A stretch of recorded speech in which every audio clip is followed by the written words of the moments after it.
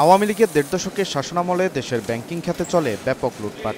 ২৪ জুলাইয়ে ছাত্র জনতার গণ অভ্যুত্থানে শেখ হাসিনা পালিয়ে গেলে বের হতে থাকে এ খাতের ক্ষতর সব ভয়াবহ চিত্র। প্রকাশ্যে আসে এক ডজন ব্যাংক খোকলা হয়ে যাওয়ার তথ্য।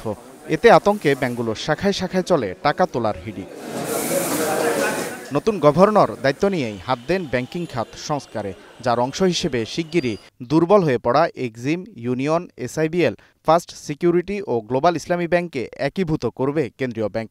এজন্য প্রাথমিকভাবে নেওয়া হচ্ছে ২০,০০০ কোটি টাকার ফান্ডের পরিকল্পনা। যদিও এখনও তৈরি হয়নি রূপরেখা, নির্ধারণ হয়নি নতুন নামও। বাংলাদেশ ব্যাংক জানিয়েছে, একীভূত করার পর এই ব্যাংকের মালিক হবে সরকার, ফলে আমানতকারীদের আতঙ্কিত হওয়ার কিছু নেই। যদিও পরবর্তীতে বিনিয়োগ পেলে বেসরকারি খাতের মালিকানায় দেয়া হবে ব্যাংকটিকে। মালিকানা পরিবর্তনের কারণে তাদের আমানত এই মুহূর্তে সুরক্ষিত। সরকারি মালিকানা আসা মানে তো জনগণের মধ্যে একটা আস্থা ফিরে আসা, যে এই জনগণ তো, রাষ্ট্রীয় প্রতিষ্ঠান তো জনগণের ব্যাংক।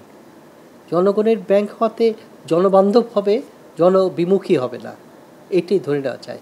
অর্থনীতিবিদ ও খাত বিশ্লেষকরা বলছেন, কেন্দ্রীয় ব্যাংকে একীভূতকরণের প্রক্রিয়ায় যেতে হবে সতর্কভাবে। মার্জার তো এখন তো শুধুমাত্র কয়েকটা ব্যালেন্স শিট যোগ করা তো না, তাই না?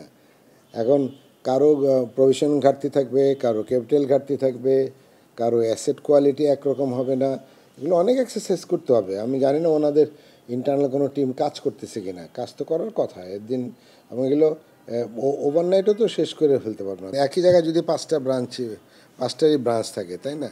তো সেগুলো ওইখানে কয়টা ব্রাঞ্চ রাখবেন, কিভাবে রাখবেন, তার পলিসিটা কি? একীভূত করার পর যেন এসব ব্যাংকের কর্মকর্তা কর্মচারীদের চাকরির নিশ্চয়তা থাকে, সে ব্যাপারে সুনির্দিষ্ট নীতিমালা প্রয়োজন বলেও মনে করেন অর্থনীতিবিদরা।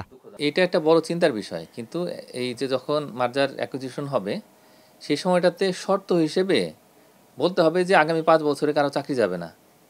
মানে অন্তত 5 বছরের যদি একটা গ্যারান্টি দেওয়া হয়, তাহলে সেই ক্ষেত্রে কিন্তু এই 5 বছরের পরে যে পরিকল্পনা সেটা কিন্তু তারা করতে পারবে। 5 বছর এমনিতে কম সময়, তার কারণ যারা ইয়ং অফিসার তারা তো মাত্র তাদের ক্যারিয়ার শুরু করছেন এখানে।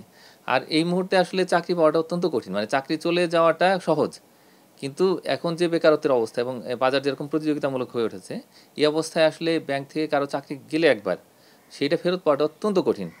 এছাড়া দুর্বল ব্যাংকগুলোর খেলাপি ঋণের অর্থ উদ্ধারে যথাযথ উদ্যোগ নেওয়ার তাগিদ বিশেষজ্ঞদের।